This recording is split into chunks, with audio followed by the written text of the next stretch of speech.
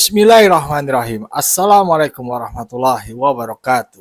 Sobat-sobat ngabarin kabar terkabar, semoga selalu dalam keadaan sehat walafiat, serta diberikan rezeki yang halal, berkah, lancar, dan juga banyak. Bapak Mahfud MD, beliau adalah memang sosok yang luar biasa, menurut gua ya. Tapi belakangan semenjak Pilpres sampai selesai Pilpres, beliau itu sering sekali menghajar, menyerang Pak Jokowi ya dengan narasi-narasinya yang menurut gua itu sangat menyakitkan. Karena apa? Belum tentu kebenarannya. Bahkan Pak Mahfud pernah menyebut Pak Jokowi dengan kata Mulyono, dan itu jelas sudah nyinyir. Tapi belakangan Pak Mahfud itu seperti merubahlah mindsetnya, mengungkapkan prestasi-prestasi Pak Jokowi, kebaikan-kebaikan Pak Jokowi. Pada yang terakhir itu kita dengar di podcast Deddy Corbuzier.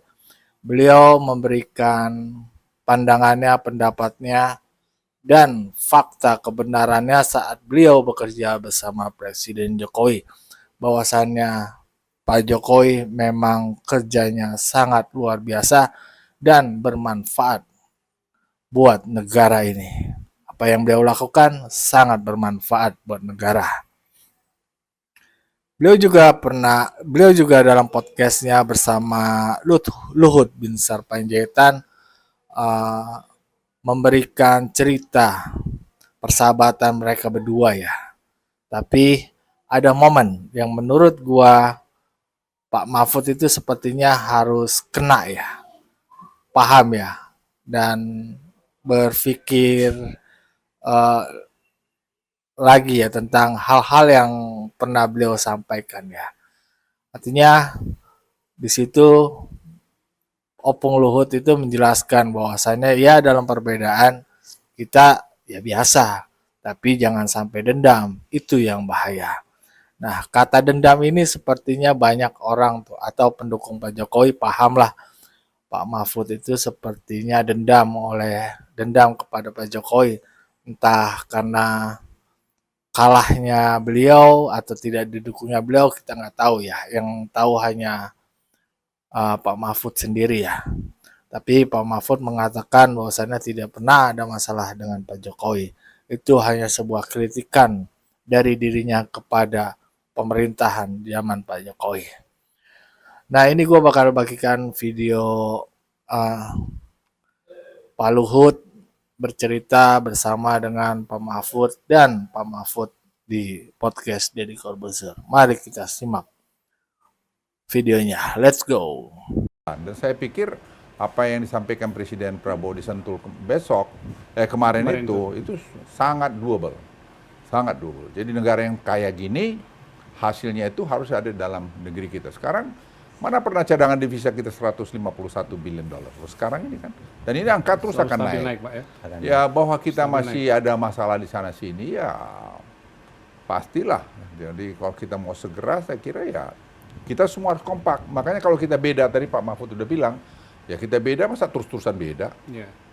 Masa kita kalau kemarin berseberangan, terus-terusan berseberangan, Presiden Prabowo kan gitu juga, semua kan dirangkul, ditemenin. Tapi jangan dendam. Jangan dendam, itu yang saya lihat kadang-kadang ada teman-teman tuh masih ingat, oh begini. Apa sih, emang lu aja yang benar. Coba kamu juga salah, gimana? Kan bisa jadi. Atau semua yang di langit ini ada waktunya di dalam. Yeah.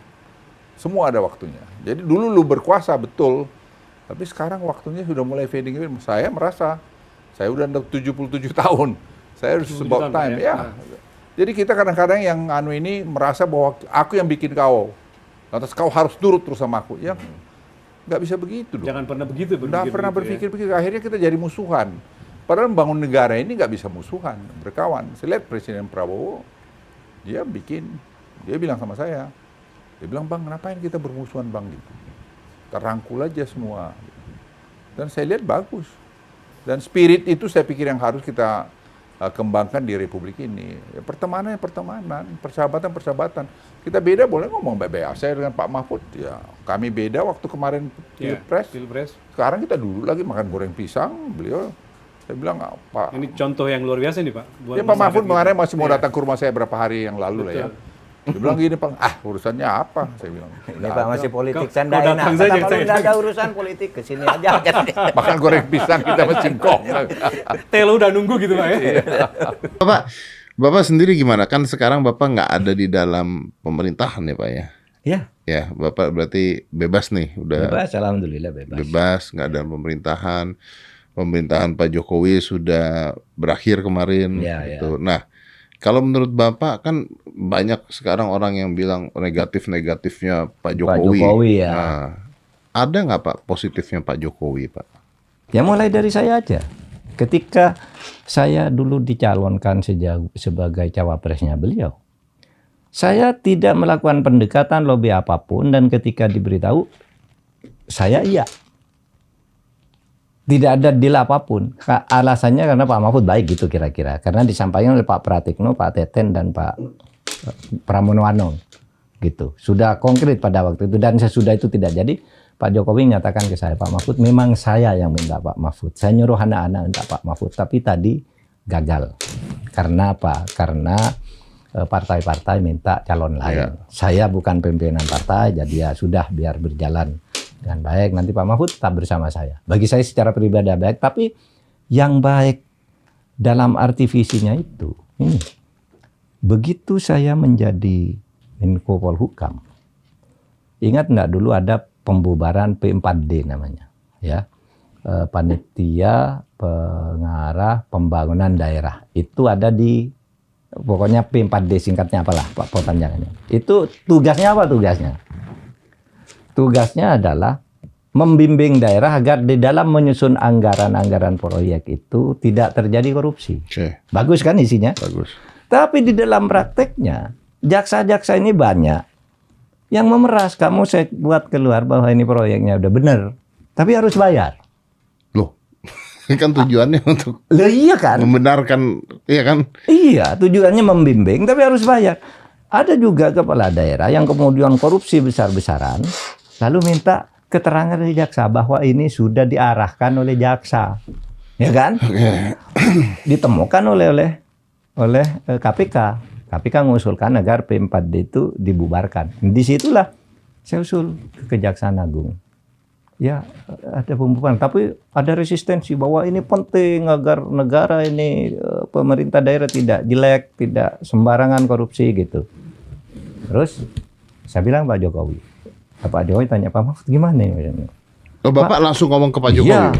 Masuk jaket Pak. Saya langsung ke Pak Jokowi.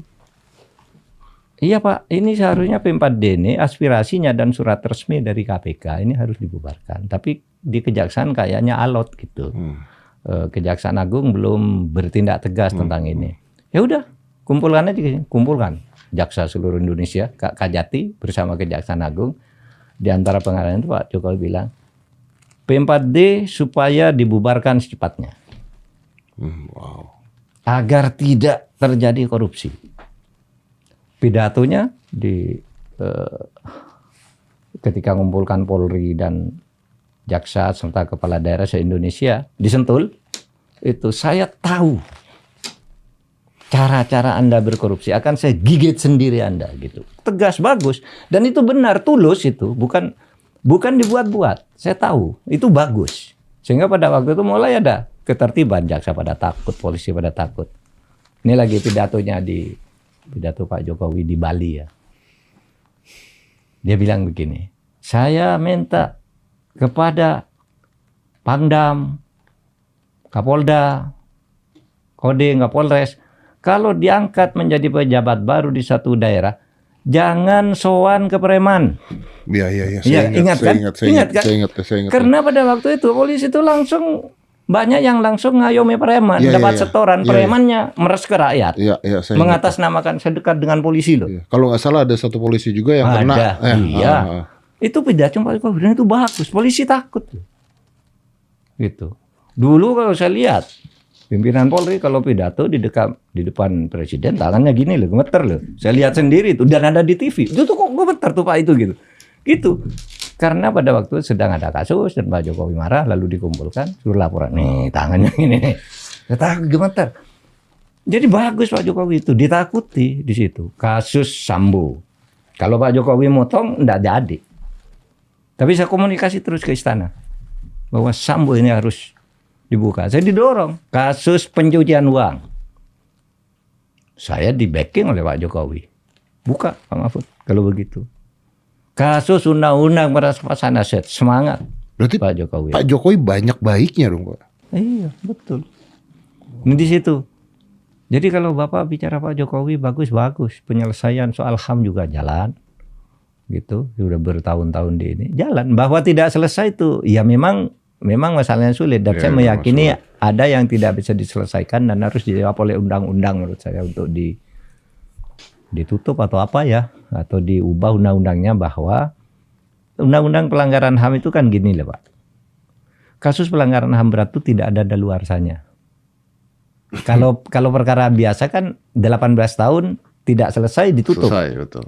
Ini tidak ada daluarsanya, seumur hidup orangnya udah mati semua. Dibawa ke pengadilan kalah terus. Kenapa sekarang sih? Undang-undangannya aja diperbaiki. Iya, Sudahlah, yang sekian tahun sudah dianggap lewat, kita bersatu lagi sebagai bangsa, gitu.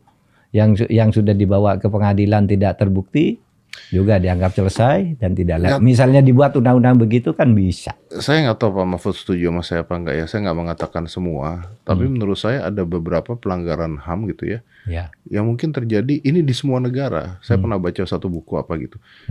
Di semua negara kadang-kadang pelanggaran HAM itu terjadi karena untuk keutuhan negaranya, Pak. Iya bisa aja. Iya, ada orang atas nama negara ingin atas nama menyelamatkan negara lalu melakukan pelanggaran HAM berat gitu ya. Iya. Itu bisa. Ada juga yang menyebut, ya beberapa negara juga melakukan itu. Iya. Bangsa ini kalau tidak dibantai orang-orang kayak gini, habis negara ini. Habis negara ini gitu. Ada yang begitu juga Ada yang kan. begitu, ada yang begitu. Berarti undang-undangnya setelah berapa tahun ya sudah gitu harusnya Iya. ada perubahan undang-undang. Iyalah, kembali sebenarnya ke rekonsiliasi. Rekonsiliasi itu sebenarnya penyelesaian non-yudisial yang sudah dilakukan oleh Pak Jokowi. Penyelesaian non-yudisial bagi korbannya. Kalau pelakunya kan udah mati, mau dicari kemana? Korbannya aja kan yang banyak. Iya. Nah itu yang dilakukan oleh Pak Jokowi. Dan itu dipuji. Bagus loh. dong. Dipuji oleh Dewa. Pak, Perserikatan Bangsa-Bangsa itu tidak pernah memuji Indonesia dalam sidang resmi. Setiap mau tahun sidang PBB kita melebihi negara lain agar Indonesia tidak disebut sebagai negara pelanggar HAM. Terus Pak, tiap tahun. Baru itu tahun 2022 kita tidak masuk dalam catatan yang negatif. Kemudian pada tahun 2023 dipuji karena langkah-langkah menyelesaikan korban pelanggaran HAM berat. Nah itu ada tersiar di seluruh dunia pujian PBB itu. Pak Itu Mahfud, kan bagus tuh. Iya, Pak Mahfud kalau ngomong begini artinya Pak Jokowi banyak jasanya untuk Indonesia. Oh banyak infrastruktur apa itu kan harus kita akui. Bahwa ada kurangnya mari kita Saya perbaiki. penasaran deh Pak, ini dengan semua yang Pak Mahfud katakan gitu ya Pak ya. Hubungan Bapak dengan ke mantan dan presiden yang baru gimana Pak? Hah? Itu tadi kan hubungan Bapak dengan Pak Prabowo, Iya. dengan Pak Jokowi Pak. Baik dengan Pak Jokowi. Saya rasanya ya, saya tidak pernah satu kalimat pun itu mendengar Pak Jokowi itu menyerang atau menyalahkan atau menegur saya sampai hari ini. Dengan perbuatan saya yang sejak bulan Agustus itu ngeritik keras, tapi saya enggak pernah melihat Pak Jokowi itu berbicara bahwa enggak itu enggak benar ini, enggak pernah. Bantahan-bantahan seperti itu yang mengarah ke saya enggak ada. Saya ketika pamit juga baik-baik dengan Pak Jokowi. Nggak ditegur kan artinya nggak dihubungin lagi bisa Pak? Hah? Tidak. Ya, memang kalau dihubungin lagi enggak. Tapi dengan staf-stafnya kan masih saling kontak, saling berhubungan gitu. Dulu pun waktu presiden juga kan jarang kalau tidak kalau tidak kedinasan gitu. Dihubungi gitu. Kan dihubungi itu biasanya kolektif. Kecuali ada hal yang secara khusus. Nah, kalau itu saya sering waktu Waktu saya Menko Polhukam tuh saya kaget begini Mas Dedi. Ada seorang menteri dipanggil oleh Pak Prabowo pada periode kedua dia. Pertama menjabat Menteri Dalam Negeri, ya Pak Cahyo lah, terus terang Pak Cahyo. Sesudah itu bersama saya dia menjadi Menpan. Nah sesudah menjadi Menpan tuh dia dipanggil Pak Prabowo, Pak Jokowi, dipanggil Pak Jokowi, bangga sekali bercerita dengan saya. Pak Mahfud tadi bicara dengan Pak Jokowi lama. Ini masalah pembubaran lembaga-lembaga yang tidak efisien lama. Lah ya, kan itu biasa enggak. Dulu saya 1 periode enggak pernah dipanggil, enggak pernah ditegur. Ini Cahyo. Dan saya bilang, Pak, saya ini sering lah dipanggil Pak Jokowi. Itu ada yang salah Pak. Enggak, saya sering dipanggil Pak Jokowi. Saya heran. Masa saya dipanggil Pak Jokowi sering, saya bilang. Bicara hak asasi manusia, bicara penegakan hukum, bicara ini saya dipanggil. Bukan dipanggil rapat, dipanggil berdua. Iya ngobrol gitu kan. Ngobrol. Ini berbagi pendapat gitu kan. Iya, saya jalan tuh dengan Pak Jokowi. Gitu. Kalau ada apa-apa, saya minta menghadap langsung berdua. Ada menteri lagi yang pertama itu jadi menteri hampir 2 tahun. Nah, sesudah diberhentikan di reshuffle tuh dia bilang ke saya itu jadi menteri enggak pernah lo bicara berdua dengan Pak Jokowi loh. Mestinya kan datang ya atau dipanggil. Ini tugasmu laporkan setiap ini. Tapi bisa nggak sih menteri itu minta waktu gitu Pak? Oh bisa. Saya minta waktu. Saya minta waktu. Saya sering dipanggil sendiri. Saya juga sering minta waktu. Enggak masalah. Jadi biasanya bisa cepat. ya. Dengan saya cepat. Makanya saya heran ada 2 menteri itu bercerita ke saya. Enggak pernah bisa menghadap gitu. Loh saya dipanggil terus. Artinya baik. Gitu. Saya kalau ngelaporan, Bapak ada soal ini, saya ingin mendengar dari Bapak, gitu. Bisa? Bisa ya Pak? Bisa. Sering, bukan bisa. Jalan kok. Ya, Makanya agak lancar tugas-tugas saya itu karena di backup kan? Karena di backup dengan Backup. Ya. Ya, itulah tadi kata Pak Mahfud ya. Ya, gue sih sering yang ngedengar apa yang Pak Mahfud mengungkapkan kerja-kerja Pak Jokowi yang luar biasa. Bahkan Pak Mahfud tuh salut dengan pribadi Pak Jokowi ya. Pada saat belum Pilpres, tapi ketika setelah Pilpres itu Pak Mahfud seperti berubah drastis lah. Pokoknya kebaikan-kebaikan dan kerja-kerja Pak Jokowi yang baik itu tertutupi oleh serangan kritikan keras dari Pak Mahfud ya. Tapi kini sudah tidak lagi sepertinya.